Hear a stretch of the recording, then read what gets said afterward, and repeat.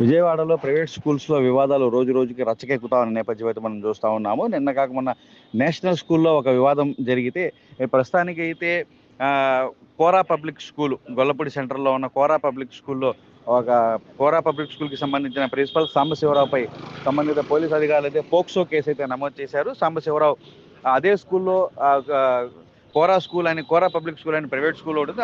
కోరా public స్కూల్‌కి సంబంధించి ప్రిన్సిపాల్‌గా సాంబశివరావు ప్రిన్సిపాల్‌గా వ్యవహరిస్తున్నారు. అదే స్కూల్‌కి సంబంధించిన 8వ తరగతి విద్యార్థిని 16 సంవత్సరాల బాలికపై అసభ్యకరంగా ప్రవర్తించడం, ఆమె లైంగికంగా వేధించిన ఘటన ఏదైతే ఉందో ఆ ఉమ్మడి కృష్ణా జిల్లా వ్యాప్తంగా తీవ్రమైన సంచలనం సృష్టిస్తూ ఉంది. సో ఈ నేపథ్యంలో ఈ వ్యవహారాన్ని అయితే బాలిక తమ తల్లిదండ్రులకు తెలిపింది. తల్లిదండ్రులకు తెలిపిన నేపథ్యంలో ఆ తల్లిదండ్రులు వెనువెంటనే స్థానిక విజయవాడ భవానీపురం పోలీస్ స్టేషన్ అయితే ఆశ్రయించి భవానీపురం పోలీస్ స్టేషన్లో అయితే సంబంధిత పోలీసు అధికారులకు అయితే ఫిర్యాదు చేసిన నేపథ్యంలో సంబంధిత పోలీసు అధికారులు కోరా పబ్లిక్ స్కూల్ ప్రిన్సిపల్ సాంబశివరావుపై అయితే పోక్సో యాక్ట్ కింద కేసు అయితే నమోదు చేశారు. సో కేసు నమోదు చేసిన నేపథ్యంలో సాంబశివరావు ప్రస్తుతానికి అయితే అజ్ఞాతంలో ఉన్నట్టు అండర్ గ్రౌండ్ అప్స్కామ్ అయిపోయినట్టు మనకైతే సమాచారం ఉంది. సో దీనికి సంబంధించి సాంబశివరావుని వెతికేందుకు సంబంధిత పోలీసు అధికారులు ప్రత్యేకమైన బృందాలను ఏర్పాటు చేశారు.